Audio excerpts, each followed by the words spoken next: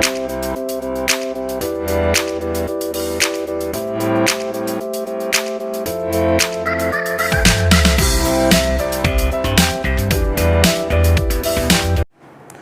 morning students, this is PK sir, chemistry sir, welcoming you to the next lecture of chapter electrochemistry of class 12th NCERT chemistry। तो सभी का स्वागत है इस second lecture में electrochemistry के। Last lecture में हमने कंडक्टेंस की बात कर रहे थे, हम यूनिट 3.4 स्टार्ट किया था हमने, और इसमें ये कुछ फॉर्मूले जो हमने पहले से लर्न कर लिए हैं। ठीक है, अब जो पहले हमने देखा है, whatever we have discussed, उनको आप जो आई बटन है उसमें क्लिक करके देख सकते हैं। ठीक है, चलिए लास्ट टाइम हम डिस्कस कर रहे थे types of conductance. Types of conductance में metallic conductance and electrolytic conductance. Electrolytic conductance,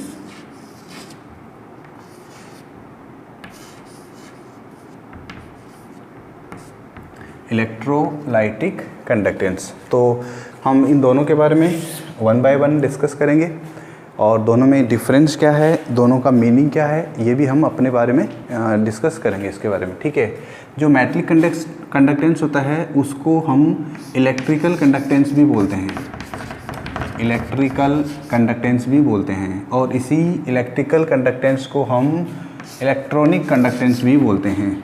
electronic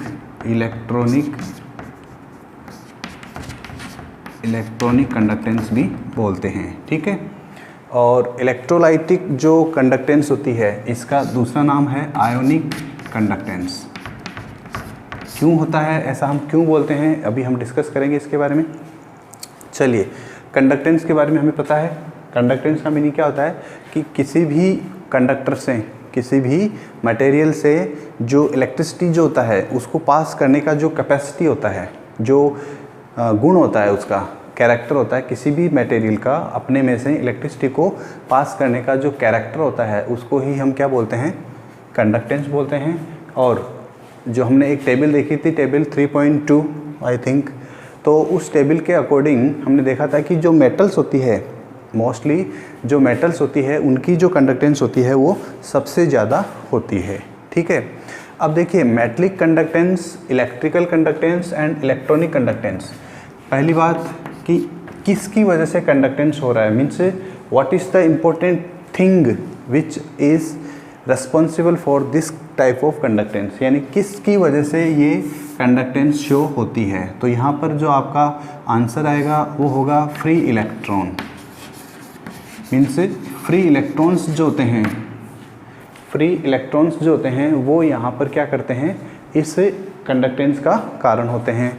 यहाँ पर क्या होगा, आयंस, फ्री आयंस।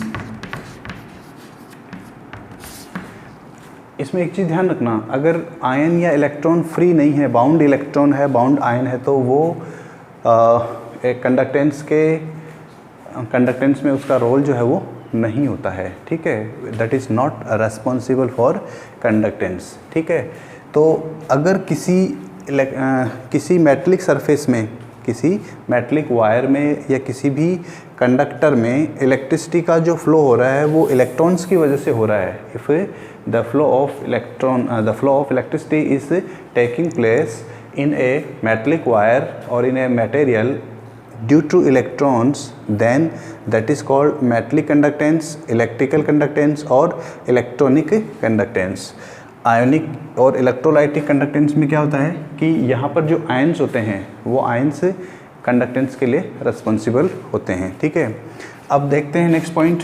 ऐसे कौन कौन से फैक्टर्स होते हैं, ऐसे कौन कौन से फैक्टर्स होते हैं जो किसी मटेरियल की मेटलिक कंडक्टेंस या इलेक्ट्रिकल कंडक्टेंस या इलेक्ट्रॉनिक कंडक्टेंस को अफेक्ट करते हैं। तो देखिए इसमें factors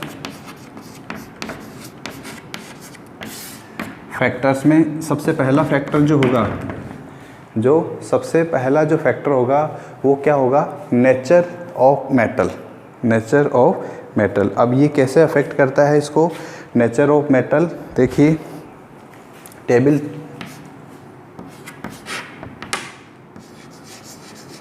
nature and structure also, nature and structure of metal, यानी कि किसी मेटल का जो नेचर होता है।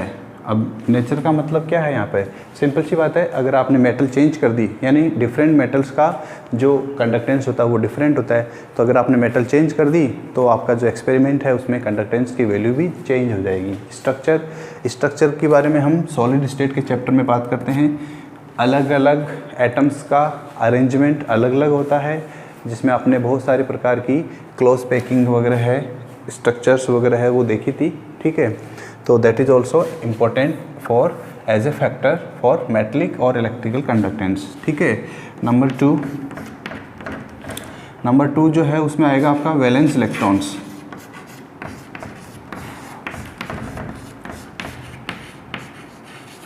वैलेंस इलेक्ट्रॉन क्या होता है, कौन बताएगा?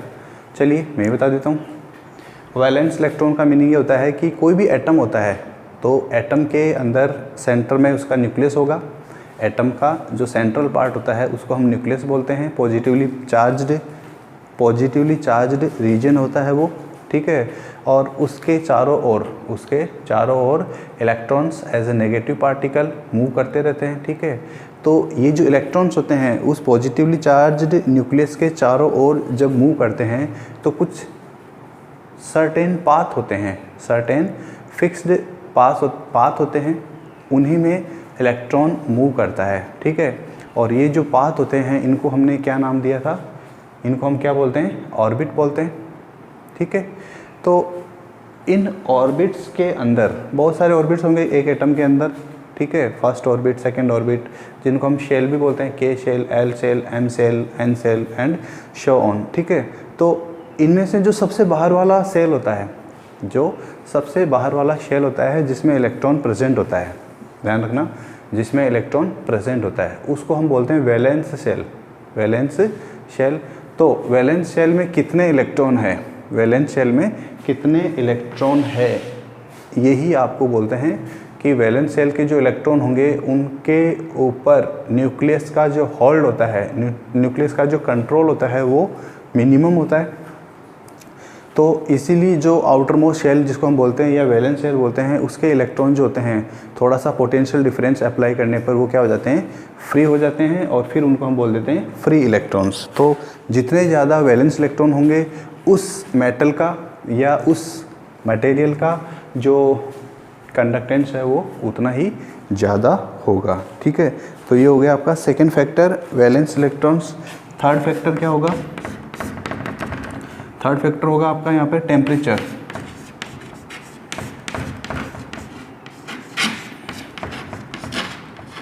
टेम्परेचर कैसे इफेक्ट करेगा इसको, देखिए पहले भी मैंने डिस्कस किया था कि कोई भी जो हम रेसिस्टेंस की बात करते हैं, रेसिस्टेंस क्या होता है, obstruction in the flow of electrons, obstructions in the flow of electrons, ठीक है।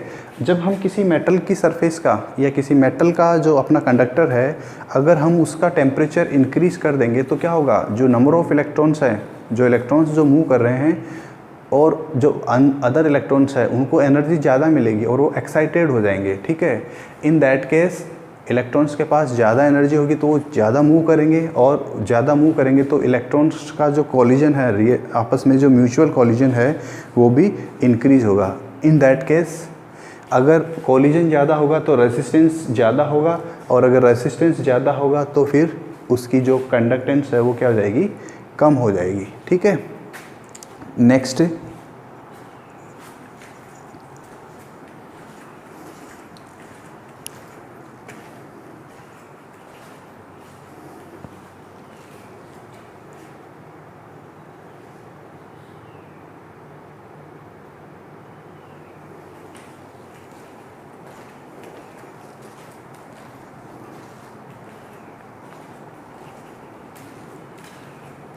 नेक्स्ट फ्री आयंस मीन्स बात करते हैं हम इसकी आयनिक कंडक्टेंस या इलेक्ट्रोलाइटिक कंडक्टेंस की। क्या होता है, देखिए सिंपली आप लोगों ने देखा होगा कि वाटर है, थोड़ा सा मैं इसको एक्सप्लेन कर देता हूँ।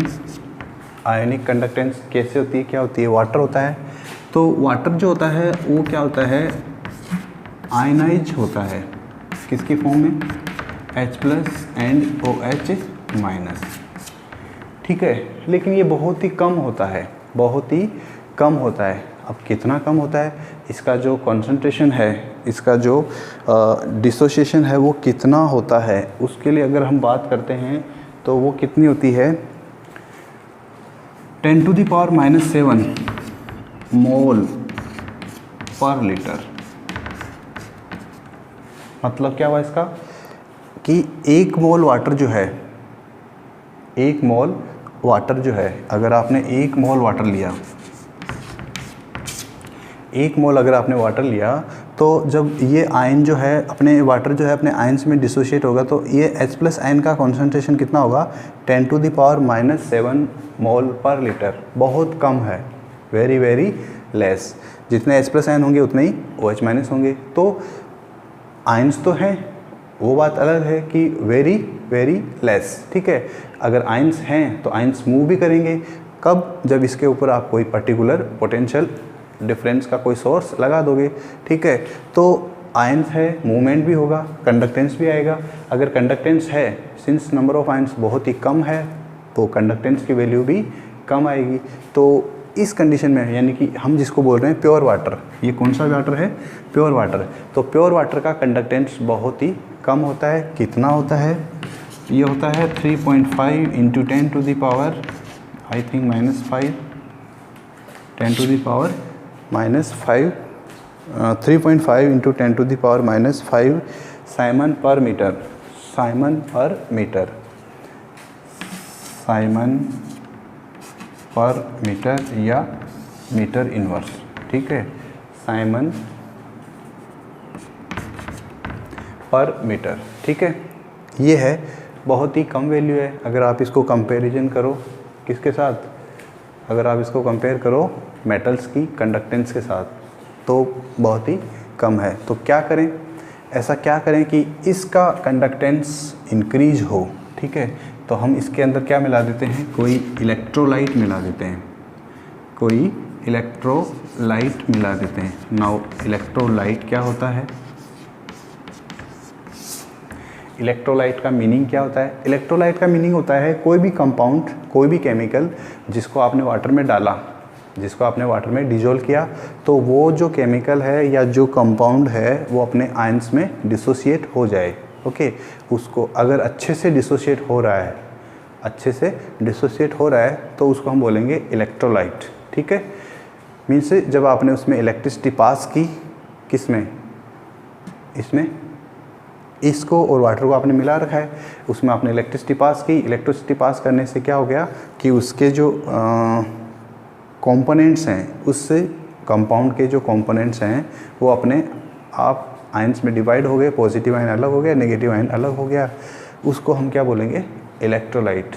जनरली जो सॉल्ट्स होते हैं, जनरली जो सॉल्ट्स होते हैं वो बहुत ही अच्छे इलेक्ट्रोलाइट्स होते हैं। ठीक है, तो इलेक्ट्रोलाइट ऐड करने से क्या हो गया, इलेक्ट्रोलाइट ऐड करने से हमें बहुत सारे कैटायन मिले और बहुत सारे एनायन मिले। इलेक्ट्रोलाइट को ऐड करने से हमें कैटायन और एनायन मिले, किसमें, इस सॉल्यूशन में। तो नंबर ऑफ आयंस इंक्रीज हो गया। अगर नंबर ऑफ आयंस इंक्रीज होगा तो कंडक्टेंस भी क्या हो जाएगा, इंक्रीज हो जाएगा। तो इसीलिए जब हम कभी कोई वाटर से रिलेटेड कोई इलेक्ट्रिसिटी का कुछ एक्सपेरिमेंट करते हैं, तो जनरली हम उसमें क्या करते हैं, कोई डाइल्यूट एसिड मिक्स कर देते हैं। किस लिए, ताकि वाटर का जो इलेक्ट्रिसिटी, वाटर का जो कंडक्टेंस है वो इंक्रीज हो सके। ठीक है, तो अब ये तो हो गया, सिंस ये जो कंडक्टेंस और ये जो इलेक्ट्रिसिटी का फ्लो हो रहा है ये आयंस की वजह से हो रहा है, due to ions, that is why इसको हम क्या बोलते हैं, आयोनिक कंडक्टेंस। सिंस इलेक्ट्रोलाइट हम यूज़ कर रहे हैं यहाँ पे, तो इसलिए हम इसको क्या बोल रहे हैं, इलेक्ट्रोलाइटिक कंडक्टेंस। वैसे इसका मीनिंग क्या होता है, लाइटिक वर्ड का मतलब क्या होता है, टू ब्रेक डाउन, और इलेक्ट्रो का मतलब with the help of electricity. तो इलेक्ट्रोलाइसिस का मीनिंग क्या होगा, the break down of anything. Lysis word आप लोगों ने बायो में भी पढ़ा होगा शायद, जो बायोलॉजी के स्टूडेंट्स हैं वो जानते होंगे ज़रूर। एक वर्ड आता है उनके वहाँ, plasmolysis,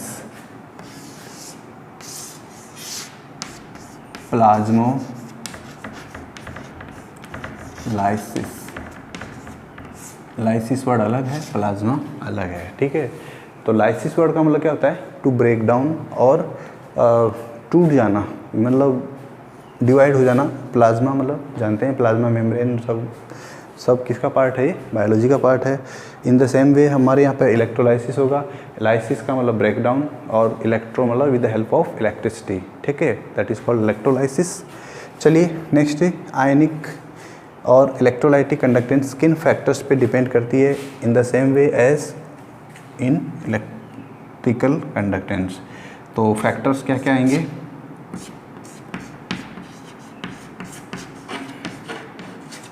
what are the factors? Number 1, first factor क्या होगा? देखिए इलेक्ट्रोलाइटिक कंडक्टेंस में हमने क्या देखा था? इलेक्ट्रॉन्स रिस्पॉन्सिबल होते हैं और यहाँ पर क्या होगा? आयंस रिस्पॉन्सिबल होते हैं। तो कितने आयंस देंगे? तो आयन देने का काम किसका है? इलेक्ट्रोलाइट का। यानी कि इलेक्ट्रोलाइट की जो नेचर है, द नेचर ऑफ इलेक्ट्रोलाइट, ये आपके लिए इम्पोर्टेंट है। इम्पोर्टेंट है ये टॉपिक क्योंकि कई बार एग्ज़ाम में, मैनी टाइम्स एग्ज़ाम में इसके अंदर कंपैरिजन करा देते हैं, ठीक है, एक कि what is the difference between electrical conductance and ionic conductance. तो द नेचर ऑफ इलेक्ट्रोलाइट, उस पे आपका conductance matter, ionic conductance depend करता है। कैसे? सिंपल सी बात है, इलेक्ट्रोलाइट कैसा है? अगर आप इसका क्लासिफिकेशन देखें, मीन्स जस्ट आपने इसको दो टाइप्स में डिवाइड करें तो दो टाइप के इलेक्ट्रोलाइट होंगे, strong electrolyte and weak electrolyte. Strong electrolyte का मीनिंग क्या होता है? जनरली जिनका डिसोसिएशन 100% होता है, जनरली जिनका डिसोसिएशन 100% हो जाता है। और वीक इलेक्ट्रोलाइट का मतलब क्या होगा? जिसका डिसोसिएशन 100% नहीं होता है। तो अभी मैंने बताया था कि जो सॉल्ट होते हैं, जितने भी सॉल्ट होते हैं वो सभी के सभी स्ट्रॉन्ग इलेक्ट्रोलाइट होते हैं, ठीक है। और वीक इलेक्ट्रोलाइट में जनरली ऑर्गेनिक एसिड्स को हम वीक इलेक्ट्रोलाइट्स में इंक्लूड करते हैं, ठीक है। तो ये हो गया first factor, the nature of electrolyte. Means क्या हो गया इसका कि अगर इलेक्ट्रोलाइट आपका स्ट्रॉन्ग है तो आयंस ज़्यादा बनेंगे, और अगर आयंस ज़्यादा बनेंगे तो नंबर ऑफ आयंस ज़्यादा होंगे तो कंडक्टेंस भी ज़्यादा होगा। फैक्टर नंबर 2, दूसरा फैक्टर क्या है जो इसको अफेक्ट करता है? देखिए the size of ion.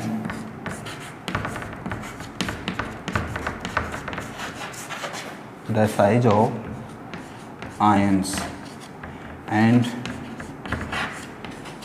Solvation.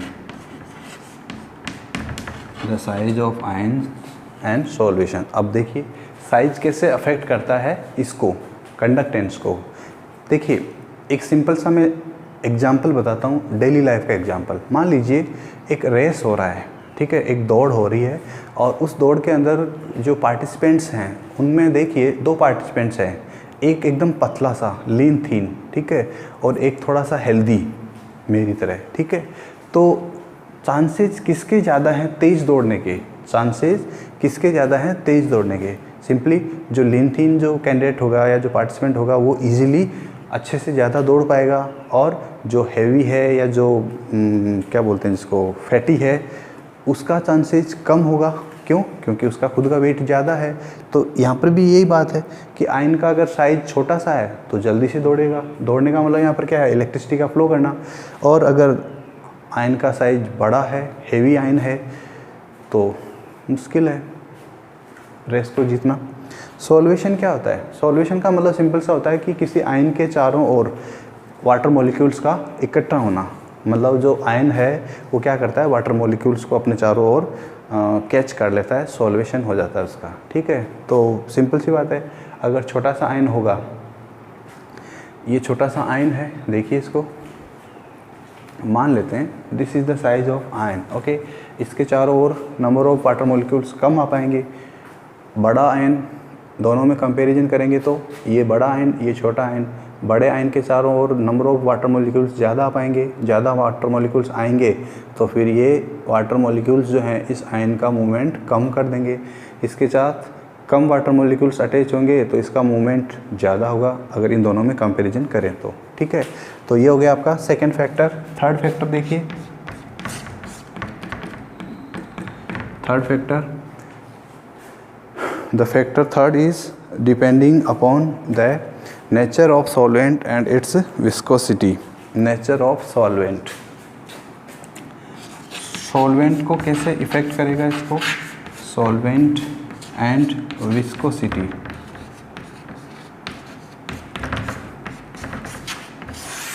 देखिए सॉल्वेंट एंड विस्कोसिटी कैसे होता है, क्या होता है। सॉल्वेंट का मतलब जिसमें हमने सॉल्यूट को डिजोल्व किया है, जब हमने सॉल्यूशन बनाया तो उसमें कुछ सॉल्यूट होगा ज़रूर, सॉल्वेंट भी होगा। सॉल्वेंट की नेचर पे भी ये डिपेंड करता है, ठीक है। यानी सॉल्यूट और सॉल्वेंट के बीच किस टाइप का इंटरेक्शन है। अगर सॉल्यूट और सॉल्वेंट के बीच इंटरेक्शन कम है तो क्या होगा, नंबर ऑफ आयंस जो है वो ज़्यादा रहेंगे फ्री आयंस की फॉर्म में। और विस्कोसिटी कैसे अफेक्ट करेगा, विस्कोसिटी का मतलब क्या होता है, थिकनेस। थिकनेस का मतलब यहाँ पर कि जो सॉल्वेंट है वो कैसा है, मतलब एक तो बोलते हैं गाढ़ा, गाढ़ा in the sense, viscous in the sense. अगर आप कंपेयर करो वाटर और हनी को, तो हनी जो है उसकी विस्कोसिटी बहुत ज़्यादा है, हनी इसे विस्कस फ्लूइड, लिक्विड बोल सकते हैं। और वाटर क्या है, विस्कस है लेकिन विद रेस्पेक्ट टू हनी बहुत ही कम है। तो अगर आयन को जाना है, वाटर के अंदर से होते हुए जाना है तो इजीली चला जाएगा। और अगर हमने कोई ग्लिसरॉल के जैसा कोई क्या बोलते हैं जिसको, सॉल्वेंट लिया जिसकी विस्कोसिटी ज़्यादा होती है तो उसमें से आयन का मूवमेंट कम हो जाएगा। तो ये हो गया आपका थर्ड फैक्टर। इसके बाद में number fourth factor, fourth factor मैं यहाँ लिख देता हूँ, लुक हियर, फोर्थ फैक्टर, ये थर्ड फैक्टर इसके हैं, ये फोर्थ फैक्टर इसका है, ठीक है। फोर्थ फैक्टर तो that is same, temperature. How does temperature affect, how does temperature affect the electrolytic conductance. Temperature से इलेक्ट्रोलाइटिक कंडक्टेंस कैसे अफेक्ट होगा। देखिए टेम्परेचर इंक्रीज़ करने पर क्या होगा कि जो आपके इलेक्ट्रोलाइट्स हैं, जो इलेक्ट्रोलाइट्स हैं उनका डिसोसिएशन इंक्रीज होगा, यानी कि वो ज़्यादा अपने आयंस में टूट जाएंगे, अपने आयंस में ब्रेक करेंगे, ठीक है। अगर नंबर ऑफ आयंस ज़्यादा होंगे due to increase in temperature, तो आयंस ज़्यादा होंगे, आयंस ज़्यादा होंगे तो इलेक्ट्रोलाइटिक कंडक्टेंस भी क्या हो जाएगी, ज़्यादा हो जाएगी। तो ये कुछ फैक्टर्स हैं जिनके ऊपर ionic conductance and metallic conductance depend करती है। एक इम्पोर्टेंट पॉइंट यहाँ पर ये है कि मेटालिक और इलेक्ट्रिकल कंडक्टेंस जो होती है वो टेम्परेचर्स पे डिपेंड करती है, लेकिन अपोजिटली। कैसे, टेम्परेचर इंक्रीज करेंगे तो मेटालिक कंडक्टेंस कम हो जाएगी।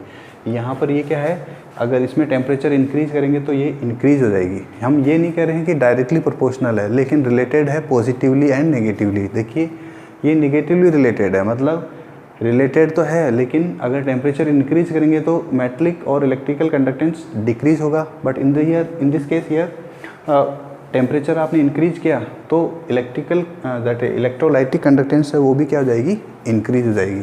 तो एक तो पॉजिटिवली रिलेटेड है, एक नेगेटिवली रिलेटेड है, दोनों ही डायरेक्टली या इनडायरेक्टली प्रोपोर्शनल नहीं है, ठीक है। इस चीज़ का ध्यान रखना।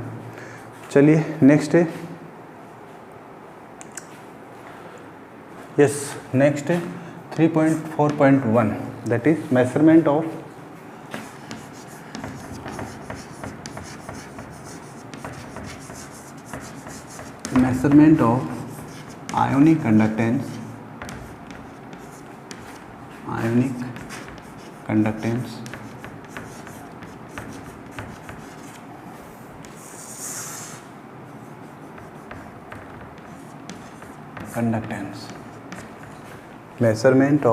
ionic conductance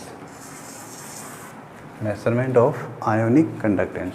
चलिए कंडक्टेंस, आयनिक कंडक्टेंस की बात कर रहे हैं तो आयनिक कंडक्टेंस जो है वो किस में होगी, सॉल्यूशन में होगी। और सॉल्यूशन के अंदर प्रॉब्लम कहाँ आती है, देखिए पहली बात तो ये है, दो प्रॉब्लम आती है इसमें कि जब भी हम किसी सॉल्यूशन में हम इलेक्ट्रिसिटी पास करेंगे, स्पेशली डीसी, पता होगा आप लोगों ने फिजिक्स में पढ़ा होगा, electric current is of two types, AC and DC, direct current and alternating current. अगर हम किसी सॉल्यूशन में डीसी को लंबे टाइम तक फ्लो करते हैं, पास करते हैं, तो उसका जो कॉम्पोजिशन होता है वो क्या होता है, चेंज हो जाता है, किसका, सॉल्यूशन का, ठीक है, यानी उसमें कुछ चेंजेस आ जाते हैं। तो ये एक प्रॉब्लम है, means we can not use DC for a longer time in solutions, okay, यानी कि ये प्रॉब्लम है। तो इसका सॉल्यूशन क्या है, DC की जगह AC का यूज करेंगे, अल्टरनेटिंग करंट का यूज करेंगे, ठीक है। ये तो हो गया फर्स्ट प्रॉब्लम। दूसरा प्रॉब्लम ये है कि जो सॉल्यूशन होता है उनको हम as a metallic wire use थोड़ा ना कर सकते हैं। सॉल्यूशन को मेटलिक वायर जो होता है उसकी तरह यूज नहीं कर सकते। मेटलिक वायर को तो हम सिंपल सा है, जैसे मान लीजिए ये कोई मेटलिक वायर है, इसके यहाँ वायर कनेक्ट कर दिया और एक इधर वायर कनेक्ट कर दिया और इजीली इसका मेजर कर सकते हैं। लेकिन सॉल्यूशन का आप कैसे कनेक्ट करेंगे, तो इसका क्या सॉल्यूशन है, तो इसके लिए क्या है, कुछ specially designed vessels already available है। और ये जो स्पेशली डिजाइंड जो वेसल्स होते हैं इनको हम बोलते हैं कंडक्टिविटी सेल। क्या बोलते हैं इनको हम, कंडक्टिविटी सेल, कंडक्टिविटी सेल। अब इनमें क्या होता है, आप डायग्राम में देखिए, इधर कुछ नहीं होगा, एक ऐसा ग्लास का वेसल होता है और इसकी स्टैंडर्ड लेंथ होती है। इसकी जो लेंथ होगी वो क्या होगी, स्टैंडर्ड होगी। ऐसा नहीं है कि इंडिया में उसका लेंथ अलग है और चाइना में उसका लेंथ अलग है, अमेरिका में उसका लेंथ कुछ और है, ऐसा नहीं होता है, ठीक है। सभी कंट्रीज़ में उसकी जो लेंथ है वो फिक्स है और ये एक इंटरनेशनली फिक्स होती है, ठीक है। एक ग्लास का कंटेनर है, उसके अंदर 2 इलेक्ट्रोड लगाए हुए हैं, प्लेटिनम के इलेक्ट्रोड है। प्लेटिनम के इलेक्ट्रोड क्यों यूज किए हैं, या प्लेटिनाइज्ड इलेक्ट्रोड क्यों यूज किए गए हैं, क्यों, क्योंकि प्लेटिनम जो है वो वेरी लेस रिएक्टिव मेटल है। तो इसलिए यहाँ पर इन इलेक्ट्रोड्स पर किसी प्रकार की कोई रिएक्शन होने के चांसेस बहुत कम होते हैं। दैट्स वाई यहाँ पर हम क्या करते हैं, इसमें प्लेटिनाइज्ड प्लेटिनम के काम में लेते हैं, ठीक है। तो ये हो गया। अब इनको क्या करते हैं, वायर से कनेक्ट कर देते हैं, ये तो हो जाएगा। इसको भी वायर से कनेक्ट कर देंगे, ठीक है। इसके अंदर क्या करते हैं हम, जो हमारा सॉल्यूशन है उसको फिल कर देते हैं, उसको हम फिल कर देते हैं, ठीक है। और ये वाला जो लेंथ है, ये जो लेंथ है, यानी कि द लेंथ बिटवीन 2 इलेक्ट्रोड्स, ये इलेक्ट्रोड किसके हैं, चाहो तो आप लिख लो, प्लेटिनम के इलेक्ट्रोड, प्लेटिनम के इलेक्ट्रोड, एक इलेक्ट्रोड है और एक ये इलेक्ट्रोड है। ये बीच में क्या है, इसमें सॉल्यूशन है, दिस इज कॉल्ड सॉल्यूशन। ये वो सॉल्यूशन है जिसका हमें क्या करना है, कंडक्टेंस मेजरमेंट करना है, ठीक है। तो इस लेंथ को हम एक नोटेशन दे देते हैं स्मॉल एल, ठीक है। ये जो एरिया है, ये एरिया किसका होगा, इस कंडक्टिविटी सेल का, क्या नाम बोले हमने, कंडक्टिविटी सेल। तो इसका जो क्रॉस सेक्शनल एरिया है उसको हम क्या नोटेशन यूज़ करेंगे, कैपिटल A, ठीक है। तो यहाँ पर अपने पास 2 चीज़ें आ गई, स्मॉल l और स्मॉल a, ठीक है। अब देखिए, आप लोगों ने फिजिक्स में पढ़ा होगा व्हीटस्टोन ब्रिज, व्हीटस्टोन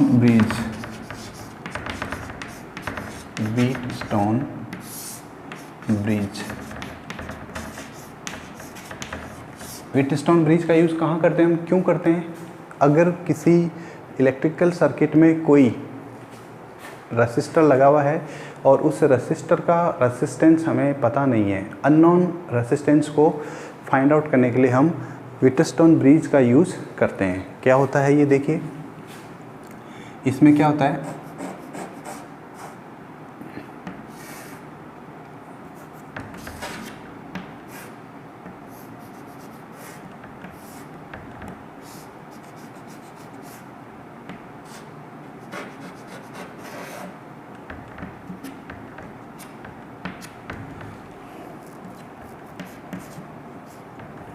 यहाँ पर आप चाहो तो P बोल सकते हो, यहाँ पर आप चाहो तो D बोल सकते हो, डिटेक्टर होता है ये, ठीक है। ये जो रेजिस्टेंस है इसको हमने नाम दिया R1, इसको हमने नाम दिया R2, इसको हमने नाम दिया R3 और इसको नाम दिया हम R4। जब ये व्हीटस्टोन ब्रिज बैलेंस की कंडीशन में होता है तो यहाँ पर इलेक्ट्रिसिटी का फ्लो नहीं होता है, मीन्स थ्रू दिस P और डिटेक्टर इसके अंदर इलेक्ट्रिसिटी का फ्लो नहीं होता है। और जब ये बैलेंस कंडीशन होती है, जब ये मैं अभी फिजिक्स वाला बता रहा हूँ, ठीक है, अभी हमने ये वाला कॉन्सेप्ट अभी इसमें अप्लाई करेंगे, ठीक है। तो जब इसको R1 जब ये बैलेंस की कंडीशन में होता है, मीन्स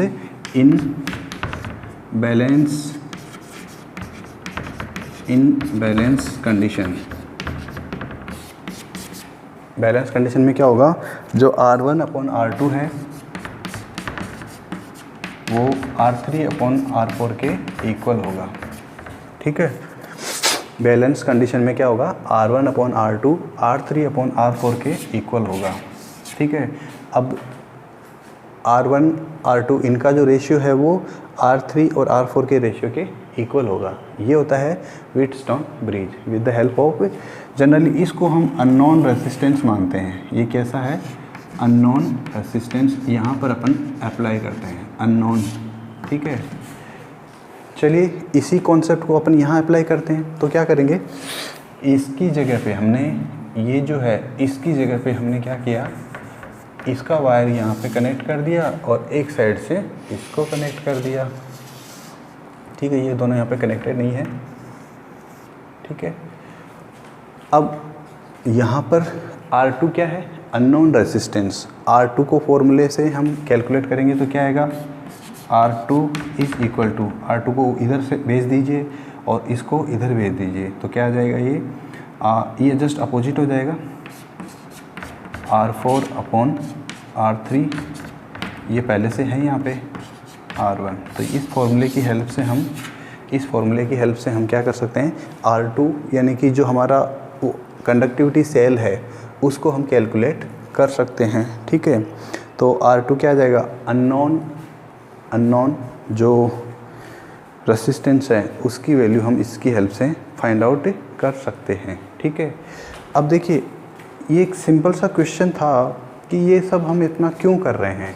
हमारे पास में एक फॉर्मूला है R is equal to ρL/A, सबकी वैल्यू तो हमें पता है, रो की वैल्यू हमें पता है। रो क्या होता है, स्पेसिफिक रेजिस्टेंस या resistivity, L length, A cross sectional area, सबकी वैल्यू इसमें पुट कर दो। लेकिन कुछ टेक्निकल प्रॉब्लम्स होती है, कुछ टेक्निकल प्रॉब्लम्स का मतलब ये होता है कि इसका जो एरिया है, मान लीजिए आपने जब एक्सपेरिमेंट किया तो ये जो है ये थोड़ा सा टिल्ट हो गया, तो क्रॉस सेक्शनल एरिया तो चेंज हो जाएगा, मीन्स सॉल्यूशन का जो स्पेस ऑक्यूपाई जो है, जितना स्पेस ऑक्यूपाई करा था वो चेंज हो जाएगा। तो ये कुछ ऐसी टेक्निकल प्रॉब्लम्स है, because of that we can not use this formula, ठीक है। R is equal to ρL/A, ठीक है। इसी फॉर्मूले को हम चाहें तो ऐसे भी लिख सकते हैं, R के कप्पा की फॉर्म में कैसे आएगा वो, R इज इक्वल टू 1/कप्पा इंटू L/A, ये भी लिख सकते हैं हम, यस। यहाँ से L/A that is equal to RK या R कप्पा।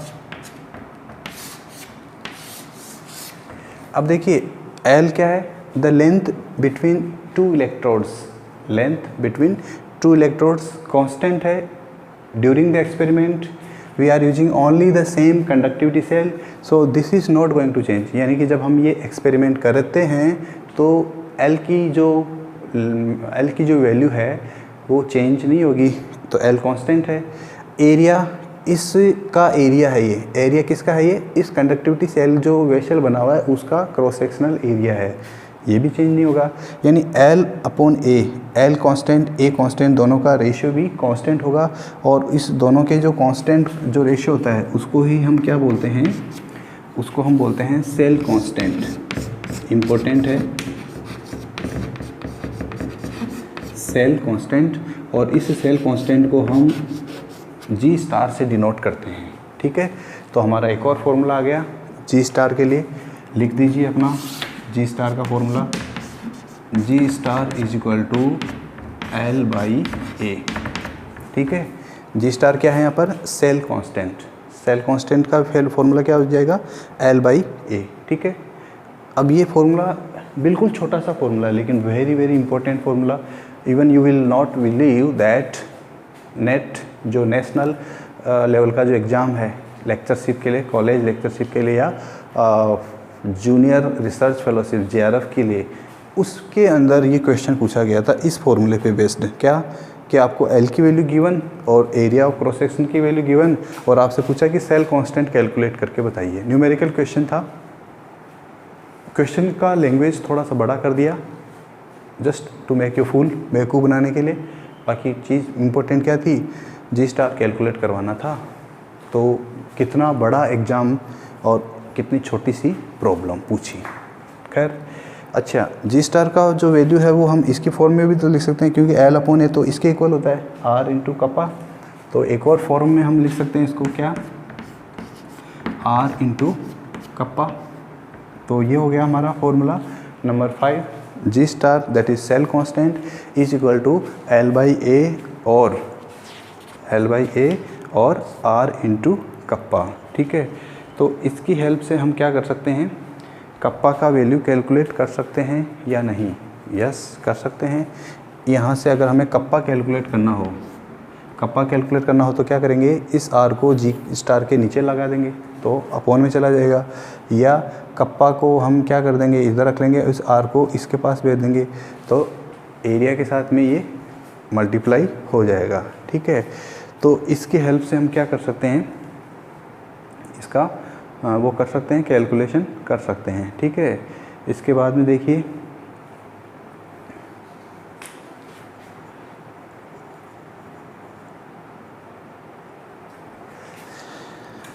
चलिए नेक्स्ट इसके बाद का जो है वो हम नेक्स्ट लेक्चर में देखेंगे। 3.4.1 जो है उसी को हम आगे थोड़ा सा और पढ़ेंगे। तो नेक्स्ट पार्ट जो है वो हम नेक्स्ट लेक्चर में देखेंगे। तब तक रिवाइज करते रहिए। पुराना जो पोर्शन है, पुराना जो चैप्टर है ये वाला और पुराना वाला जो चैप्टर है उनको रिवाइज करते रहिए। ओके, तब तक take care and bye bye.